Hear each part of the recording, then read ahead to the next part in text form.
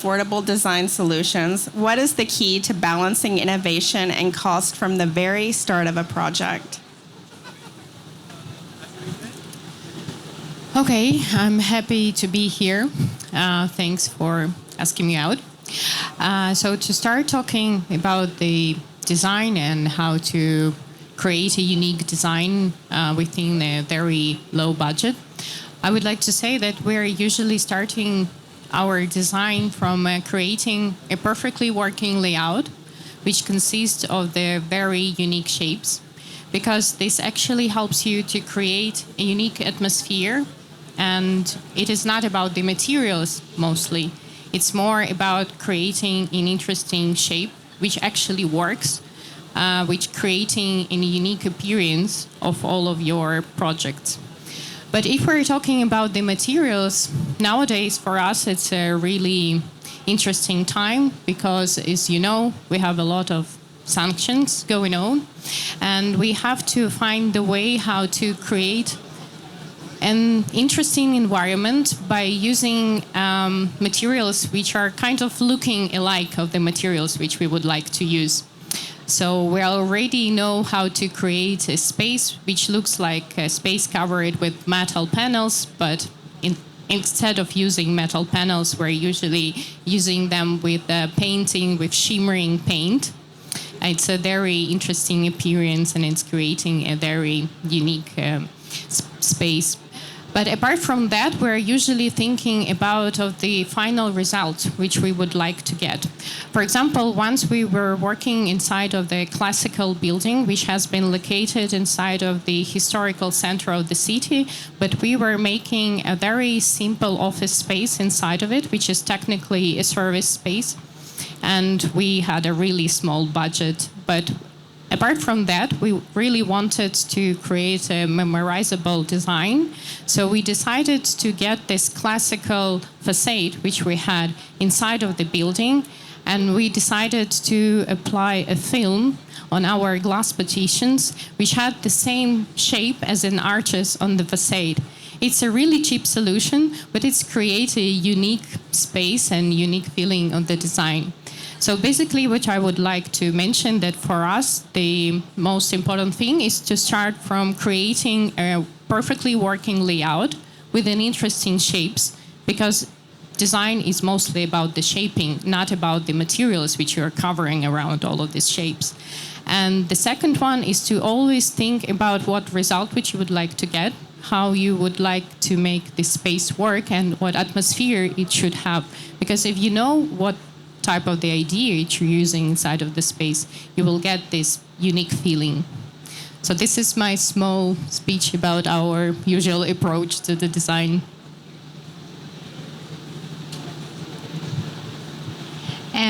I would like to start by saying we need to change how we look at budget. So instead of saying, oh, we have a low budget, or it's like this project has a tight budget, we should look at budget as a challenge that provokes creativity to start with. And starting from here, so at least this is how we look at it. So the utilization of the material on site and on how we apply the material, on how we look at shapes, as you just said. So I just want to add that clients now are more conscious about we call them now free clients. And by free, I mean functionality, which comes with aesthetics, and a return on investment, economics, and environmental. And with all of these, it comes like separate challenges that provokes creativity. So the answer of how you balance is not about placing, like expensive material. It's about the innovative thinking of how you apply the material, or how you use, for example, a fabric that is from the culture. For example, we used one in one of our projects at CAFT in Tadawul Tower. We used to have this, like stepped seating detail, and we applied the Najdi cultural Saudi pattern on it, and we we actually combine the plain fabric with this, the cultural fabric, which is affordable, is easy, is local, is easy to find and easy to apply, which has like really distinctive and unique touch to the design. And the uniqueness comes from there. It doesn't come from the material itself. So yeah. Actually, I can add to her point with the 3 different methodology that we usually use in our office. Basically looking at the resources that are available in the project itself. So, for example, if we have within the infrastructure, we have a certain location that has the utilities for the toilet. So I always advise my team not to design the toilet in the other far end of the space. Let's utilize whatever we have to make sure that we are utilizing resources, materials, building on everyone's point of view, and making sure that whatever we have is actually being benefit of and not destroying what we have on spot. And that's one point of methodology that we actually do. The other one is basically balancing between using high-end materials and more affordable materials. In any project, we can use something that is very expensive, like marble, very unique materials that are really imported from abroad, and making sure that continue and building with a local material, more affordable ones, more available and more cost-effective. At the end, as a designer, it is a challenge to make sure that we are creating something unique. So balancing between those different materials will give the static that we actually want. The last point and the last methodology that we usually use is actually going to basic materials. So instead of using a system, and most of our projects are usually within office spaces, so we use materials like acoustic panels and glass partitions and carpets, for example. So you can find in the market very expensive like carpet suppliers who can actually sell you like per square meter 500 or 1,000 riyal. So sometimes what we usually do is using a cheaper version that is simple, and then being creative in cutting the carpet or creating different shapes and different patterns. Of course, this you will need to have the in-house resources in terms of labor to make sure that the quality of the final result is actually acceptable, and making sure that everything is well combined together. Well, I'd just like to add to, and I'm sure everybody agrees here, is it's about managing expectations of the client, and it finally comes down to planning. So the initial workshop that we all have with our clients, we really need to know what the budget is, and the innovation actually starts soon after. So I always feel that if we are well aware of what the expectations for this certain budget is, it actually helps us playing with materials, colors, textures, and even the space planning and how the modularity would work with it. Just a quick question, Dina. Have you ever met a client who knows what the budget is? Actually, yes. Yeah. So one of the biggest challenges that we find in hospitality, and we do lots of hospitality projects in terms of hotels and commercial developments, is that when we go into projects, there's a expectation from the client. And I just came out of a meeting today. Give me a 5-star product, but I want to pay 3 stars, right? So that means we are set up to fail from day one. So, again, coming to that, when they say budget, we push them to say what kind, and at least they would give you what their spend is for a room when you say hospitality. That really kind of dictates at least what level of materiality, what functionality you can work with. Sure. I mean, look, I believe that we should expect more from the clients, and the cost consultant sits around the client. Yes. Okay? I've yet to meet a cost consultant when I go into one of these large projects who can tell me how much budget I have for the floor or for the wall tile or for the desk. they'll give you a cost per square meter for the whole room. Yeah, that's I'm sorry, at my level, I'm not able to break that cost down, understand what that square meter per cost is. We've now developed strategies where we can say cost per key. We can understand that. But you'll find that the cost consultants, they're just not able to put that cost together. We have projects with PIF, for example, and they came to us for costing, right? And we said, look, this is the cost as we understand in the market, but when it gets into a PIF project, it could be a 20%, 40% markup. Yeah, absolutely. Right? So I just feel like that there needs to be a bit of an honesty and a bit of realization from the client and say, this is my actual budget. Yes. If I have a budget for 3-star, I can give you a 3-star plus and maybe a 4-star to stretch. I cannot give you a 5-star. Like manage the expectations with the budget that we have. Next question. I think we kind of took over. Sorry. You don't want to fight some more? So Julia, it's going to rope back around to you for the same question. So with that being said, what is the most unexpected material or technique that you've had to use to create something that is memorable within the tight budget? Okay, I might say it about a very unique project which we recently completed. It was a small pavilion on the exhibition, and we had only our own budget, which was, of course, very low. And it had a very strong idea of creating a unique shape, which was on the surface covered with the metal paneling, and inside of it, it was a really interesting walk where we wanted to have, let's say, really soft walls covered with foam, and maybe memorable foam with the strangely shaped, like sausage-shaped things coming out from this foam. We really wanted to create an organic shape inside of this space. So on the outside, it was really simple, and it was made up from metal, so something which is man-crafted. But on the inside, it was very organic and very unique. You wanted to feel it and touch it and so on. And we didn't really had a budget for creating it from something very cool, but we really wanted to get this unique appearance of this space. So we basically used the insulation for the piping, for the ventilation piping, which you're usually applying on all of your ducts and all of your systems on the ceiling. But we cutted it by ourselves, like on small pieces, and we put it on this foam, which is also covering the ducting on the ceiling, and we painted all over it with the raising paint. So at the end, we really got a very unique shape, which was really nice to touch. It had this unusual shape, and sometimes it was even moving while you're walking through it, and like you could touch it, and then all of these shapes were moving back from you.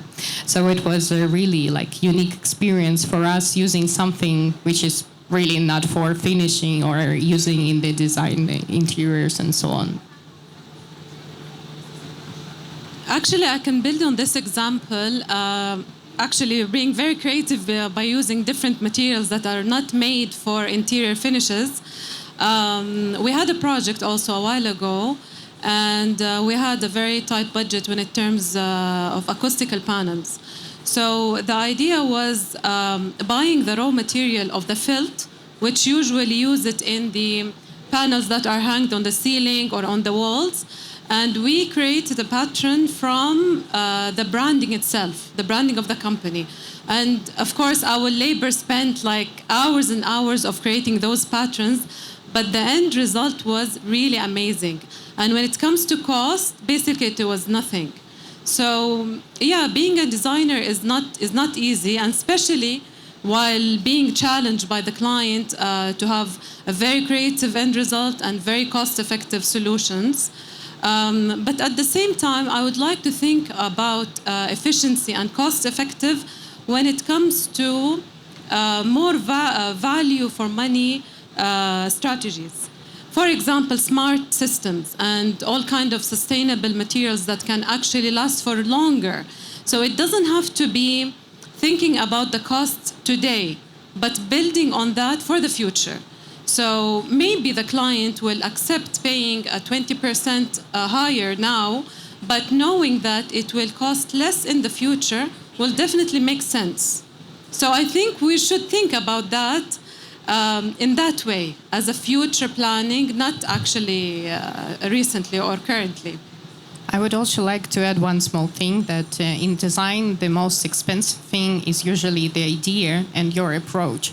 If you have a really strong idea, everything else would actually be affordable. And the same for the design process. If you have a great attitude, if you know how to sell this idea, and especially, yes, thinking about maintenance, thinking about how it's going to work in like 10 years' time, you can actually sell this idea. And this is what costs the real money. You know, Randy, when I was young, many, many years ago, I did a design, and on the elevation I put feature wall. Okay? Do you know what the client did? The first thing in construction VE meeting, that feature wall disappeared. So I learned very quickly, don't call anything a feature. Okay? Because the client thinks this is not required. Okay? So we lost this beautiful feature on this space.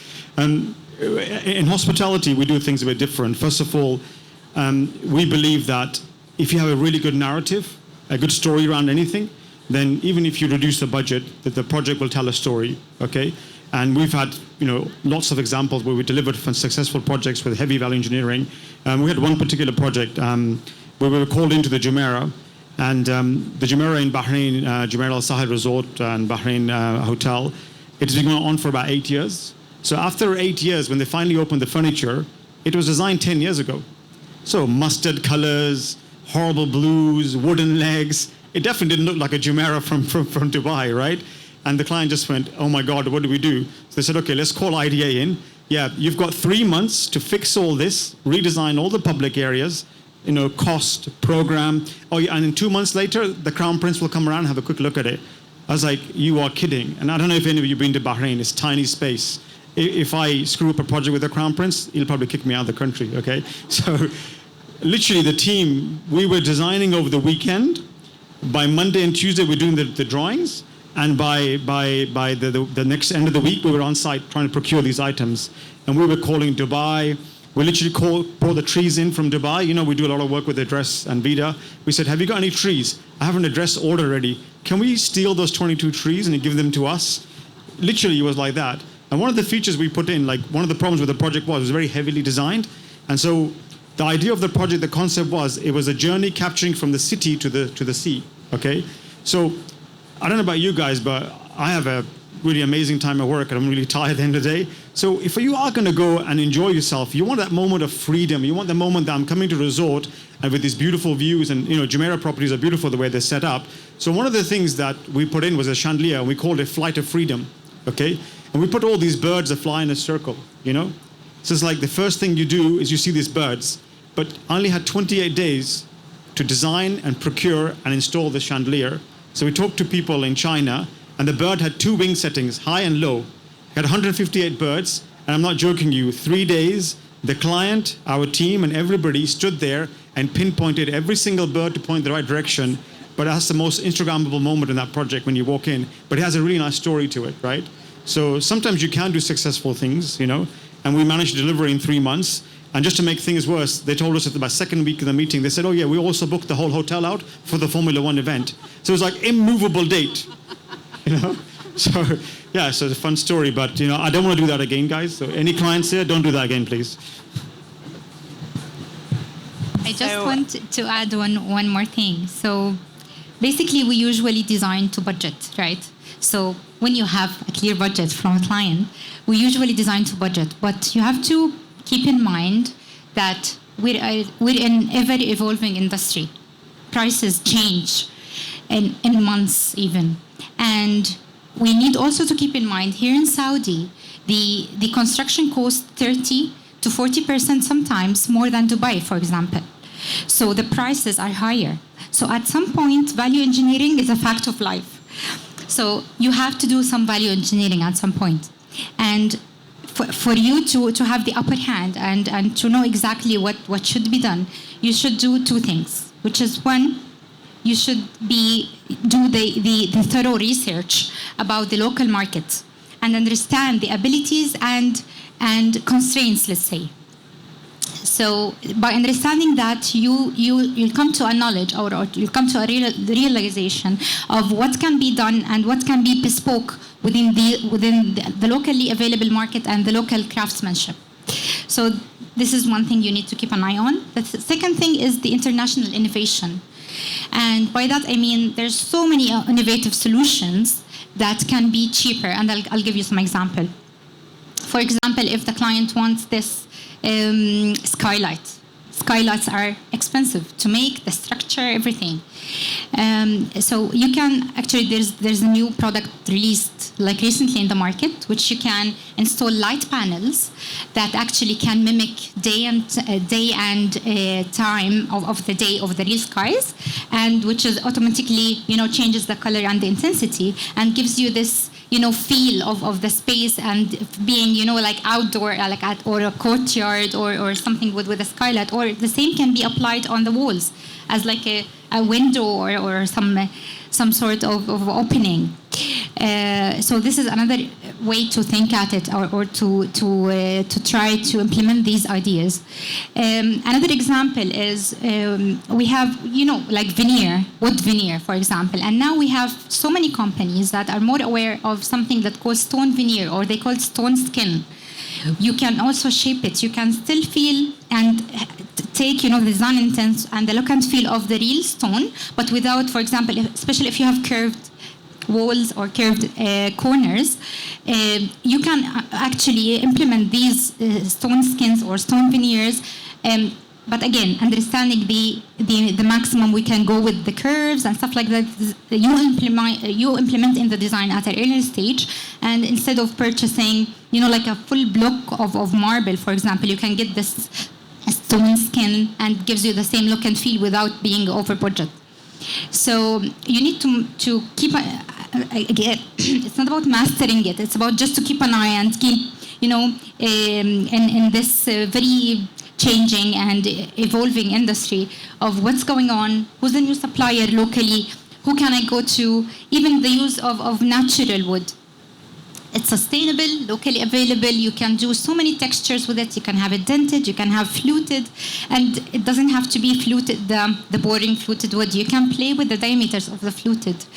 So in one of our projects, we used to have this material, which is, like a very nice feature. Again, it's a very nice feature material, which is like made out of porcelain, but it has a very unique shape. But we couldn't get it because of the VE and the long lead time. That's another thing.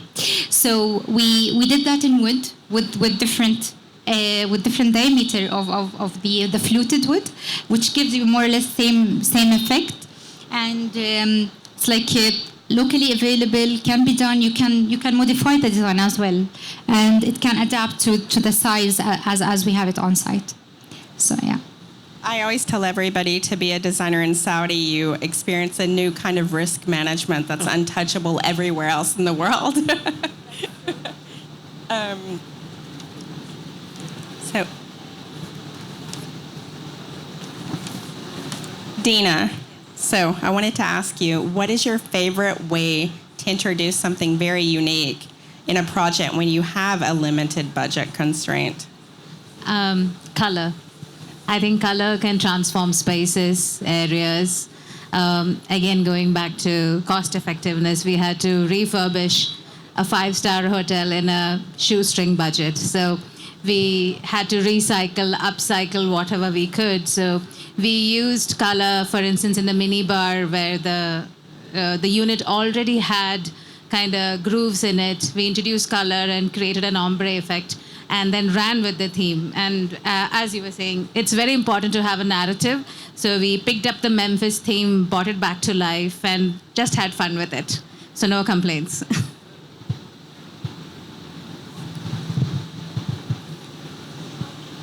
Shazad, how do you keep things fresh and competitive when faced with these limited resources with very high expectations? Welcome to my world. Recently, so when you come to a hospitality company, you try and design anything, and my designers are over there in the corner, they never do anything modular. They never repeat design. They'll come and do something new every time, okay? just to get the supervision team to go really crazy. So we did a project for the Sunni Waqf Society, which do all the mosques and like a charity. So it's like a charitable project, I suppose, you know. And their budget was like nothing, you know. And for the first time, I told the designers, you're not allowed to do anything bespoke. Don't touch anything bespoke. Here's a catalog. Here's a supplier in China. They do furniture for offices and a bit of like VIP furniture, and go with this. And the project turned out unbelievable.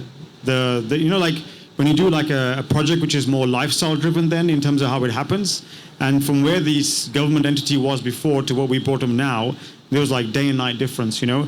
Like we had like VIP desks with cabinets behind, but they were a modular system, and we just recessed them into the wall and put gypsum framing around them. They look like joinery, right? So that like really inspired us. And now, like for example, a lot of our projects now, when we do like more like 3 to 4 star, we really start looking at the room cost itself of those projects, because in hospitality, if you can control the cost of your room, you can control the cost of the project. Okay. So like some of our smaller projects in terms of like secondary or tertiary cities, there's no supply chain, you know. So the number one killer of design in our industry is procurement. You can design the best project with the most cost-effective materials. The contractor's going to come and say, yeah, it's a long lead item. It's not available. You know how all the excuses they give you, right? So if we can sit in the very beginning and go and pick a product from a catalog, then that product is already made, tested, and everything else. The cost is assured and everything. The client can't get away from that. He'll say, well, why can't you get it? You know? So the number one thing that we do in projects is not only just pick from catalogs for some of those projects, is that we go into a meeting and say, client, what's your procurement strategy? And they will not have thought about the procurement strategy. One of the worst things you can do to a project of a large hospitality project is break up the procurement. Lights are from here, rugs are from here, furniture's from here, case goods from here. I can't match the brass. Do you know we don't have a brass industry in Saudi Arabia? It's just a new company opening up now. So they end up spraying the brass, you know, rather than having brass. In an upscale luxury project, you have to have brass. So they compare, like when we go for awards, right? And then you're fighting for like your life over in Saudi Arabia and in Bahrain. And then Dubai's got this fantastic 3 factories that do brass and everything else. And then you still get nominated for awards. You say, thank you very much for recognizing the hard work. But there's a lot of these things that you have to think of very early in the project, and procurement is key to that. I've seen people spray painting grass before. There Very you go. bothersome. So I want to ask a very open-ended question, and I'd like everybody to answer it because I think it's very unique to get all of your input on this. So what do you all think is one overlooked way to create impactful designs on a budget? I might repeat myself, but I would say it's always start from the layout, from creating the unique shaping, and to get any unique idea, because idea is the most expensive thing of all of it. And there is also one tool which usually helps us to help our clients to get an understanding on budget, is what we do is after we've just created the concept design, so it's just the stage where you're just showing beautiful renders. We're already starting to build the BIM model and applying all of the materials which we're already seeing inside of our renders. And it also helps us to get an understanding on the budget before the client understands it. So while we're selling our concepts, we're just showing not just the pictures, and we're also showing to them how much it will cost. And it usually helps them to understand what level of design they can get in terms of the budget what they have and what type of renders cost what amount of money.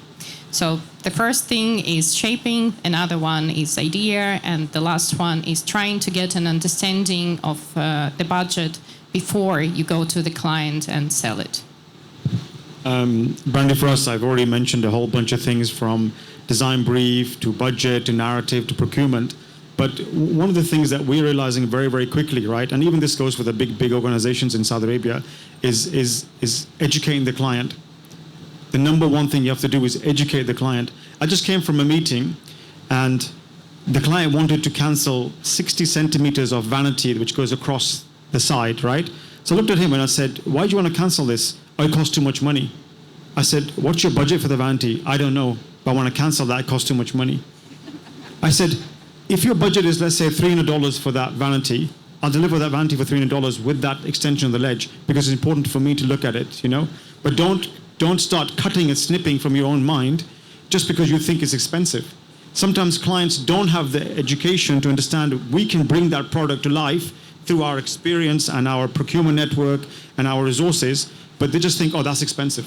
They have a predetermined attitude towards your design, you know?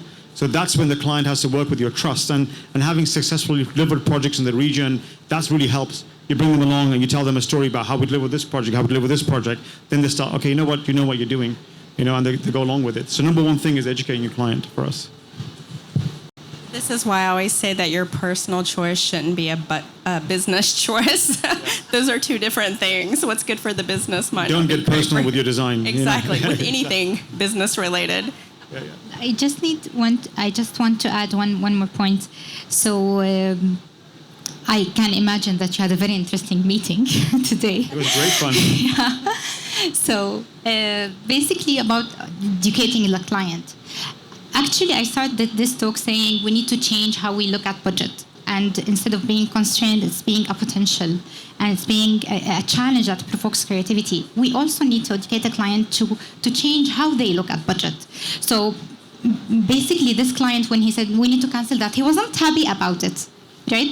So because he thinks, oh, budget. Now we need to move things. No, like after you explaining and educating client like what potential they can have, even with lower budget, but it's still we can keep the design intent if you have a good narrative.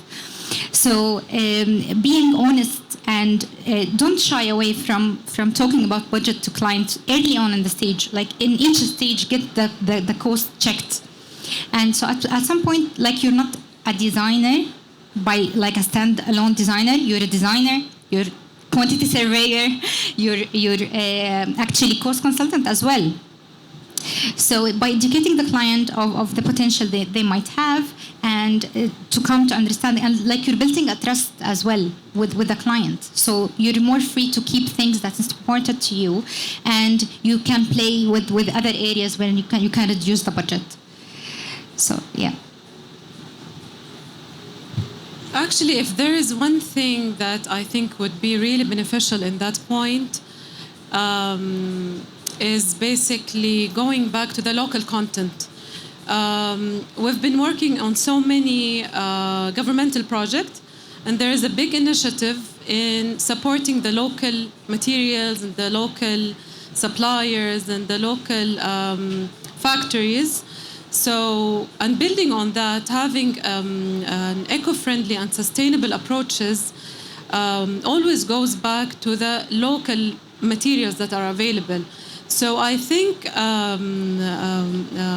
having this strategy built in within our own design ideas and design intent will really support in having a very efficient resources, very efficient end design, and starting with what we have.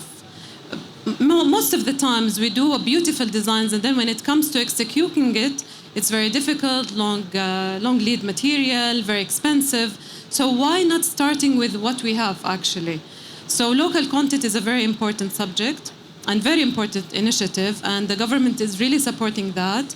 And having it also as a sustainable and environmental point is also a very important aspect to consider.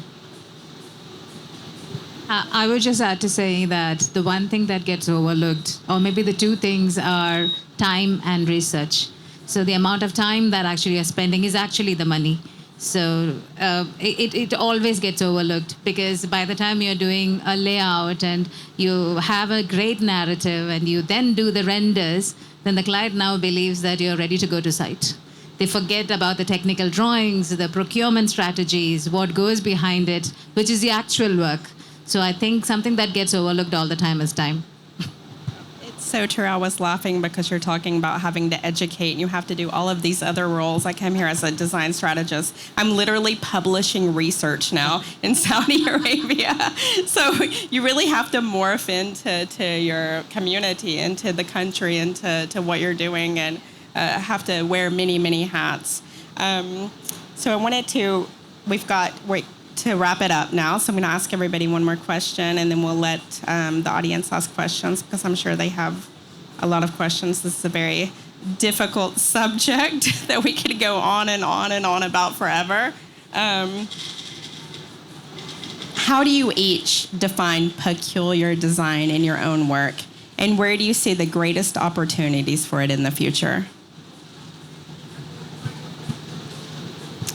I think it's actually also about the collaboration. I think the future of this type of design is in collaboration with your client. That's a really good point about education your client. It's about saying to him that you're always on his side, and together you can find the best solution for how to get this type of design within his budget. Because usually that you're absolutely correct. Client thinks that he knows everything and he knows how to spend this amount of money when he has, but he actually doesn't. And if you're collaborating together, if you're saying that you're also interested in getting the best design which your client can achieve, and he will believe you, this will actually save all of your design, and this costs a lot to me. You want to go first? Okay, thank you. Look, we as a company the other day, somebody told me that we've got almost 30 live hotel projects, and I was like, ugh, you know, and then I felt sorry for the designers for about an hour. Then I said, get back to work. When you have that many projects and they're all with different operators, and some of them are private, some of them are in Riyadh, Jeddah, globally as well, it's very difficult to maintain that individuality, and you don't want to have a rubber stamping about that. So for us, it's not about a peculiar design or peculiar, thing. But for example, when you work with Diriyah, for example, they're so tired of seeing triangles, This literally said, if you show me a triangle, Shaz, I'm going to shoot you. So you literally have to go back and we're doing a Moxie, right, at the moment there. And the team has gone and done the narrative 3 times. And actually the operator challenged us and said, how can you rethink Diriyah and the Najdi story, but through the Moxie's kind of experiential idea, And the idea came from glamping, And that's when having really young designers are really cool, because they come up with all these cool ideas, And I was looking at the designers thinking, wow, me, old fuddy-duddy, would never be able to come up with this design idea. But, there was ideas of glamping, how you go out, and they take the whole experience, young people, and how you bring it back. We had another project for Indigo in Jeddah, and one of the young designers came up and said, I want the project to be about heritage, okay, about Al-Balad and Jeddah and everything else, but I don't want you to regurgitate heritage. I want you to retell it in my way, in a cool way, So when you go to Alula, you have these cool sculptures and everything else. And sometimes we forget, the Lean did a talk on Gen Z earlier on. The younger generation, the way they perceive history or culture is completely different from us. So when we say, this is a cool design, they probably don't. My 7-year-old thinks I'm not cool anymore, So when I go to these events in Riyadh, she'll say, Baba, can't you go to do it on Zoom? So I think it's not only just about peculiar design or having special elements, it's the whole array of things you got to look at, right, from our side. I would add to that to say that peculiar design is fun, and because we are now in offices where you have multiple generations working for a single project, it's always good to see the good, bad, and ugly, as I call it, with every narrative that you come through. And we've had instances where the client comes up and gives us an idea of what their space needs to look like, and we've changed them and got them down to basics of how that space should be. Like you were telling about the triangle. We did an Ayurvedic spa, which is a woman's only 10,000 square foot spa in Sharjah. And they came up with a white and a golden background and said that this is the mood that we want. And it had nothing to do with Ayurveda.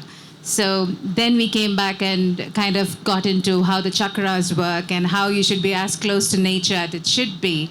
So it was a revelation to them that we probably took up their concept and better defined it for them. And I think it looks fantastic today.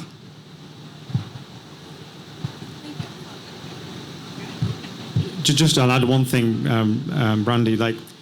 In our organization, we love crazy projects that challenge us. Okay, after a while, you get bored of the regular projects. So a few years back, we got a project from H Hospitality come in, And the whole project was about rejecting the idea of luxury and hospitality. Okay? So literally the brand went back and looked at how the world perceives luxury is through experience, touch, textile, fabrics, textures, touch and feel and experiences. It was a fantastic project, and we put all into it. We did a movie and everything else, and we won the project. But the client was like, wow, you did a movie. And I said, because, these fresh projects, they bring fresh perspective to your design element, And it was like, we had like completely concrete surfaces, washed floors and things like that. I mean, we don't get to do that kind of work often, right? It was this complete rejection of luxury. And then like, you start exploring like in the fashion industry, being weird in fashion is luxurious, Have you seen Prada and Gucci? I would never be seen dead in those clothes, but you see young people walking around wearing them, right? So yeah, exactly, Balenciaga as well. So I think another thing that when you go to peculiar design is something that challenges the norm, and I'm different. It says I'm different, I want to be different. And that's something that we try to create. How is every project unique? How is every experience different all the way through? There's another example we did actually, and the nature of the project actually it provokes or it makes you do things or think or perceive things differently. So, for example, we're working on a daycare project here in Saudi, and so it's a daycare. It's like from 0 to 3, so it has to be playful, and the experience of designing and actually implementing this design on site makes you think differently on other projects. Why don't offices be a little bit playful? Why don't we, put some sort of elements that can, puts a smile on people's face, and you be like or add enjoy to the experience, to everyday experience. And this is also, it creates a unique space. And for example, the grout color in the bathroom, why should it always match the tile color? You can play with the color there, and it will be you can remember this toilet, for example, and we've done multiple color examples in our projects. So it's like it's either the grout or the ceiling, depends on how you want the space looks like. If it's like shorter or like more cozy. And also for the layout. Again, so if you create a flexible layout with movable partition, that means you created another room. So that means you created, more value to the space that can be used, even like a multifunctional use of the furniture that can be placed in certain arrangements that gives a different feel of the space and different functionality as well of the space. So the layout being playful around colors and some details that's unexpected gives more value to the space and more uniqueness to your designs. I would maybe add the very last thing, because basically our experience is based on working with brands. We're doing a lot of offices, and we're really working a lot with our clients in trying to get an understanding on their identity. And sometimes the idea of the space and the unique design comes from their brand. So the more you're staying in touch with the client, the more you're trying to understand him, to explore his brand, you can sometimes find the solution for making the space unique inside of the brand of your client. This usually helps. And also, you don't need always to go to China. So now brands are more aware of having, more conscious, cost-conscious solutions. So they have range of products now. And so if you want this, but you don't have the budget for this, we have other options that can give you more or less same look and feel, but like more budget friendly. So brands are always more like nowadays is like they're being more aware about budget friendly solutions and materials, textures. And you can always do texture paint or wallpaper that gives some depth to the place, which is like a cheap, more or less solution, and it adds to the design and it enhances the space as well. thank you all for, I was really worried this topic is so niche. I was like, how are we going to talk about peculiar design for an hour without everybody leaving? But you all made it fun, so thank you, and interesting. So thank you all for your time. Fantastic as always. Do we have any questions from the audience? We did a good job. That's good. We've covered everything about peculiar design you can ever dream of. Okay, well, that's it for tonight's Index Design Talks. I hope you all have a great night. We'll see you tomorrow. Thank you. Thank you.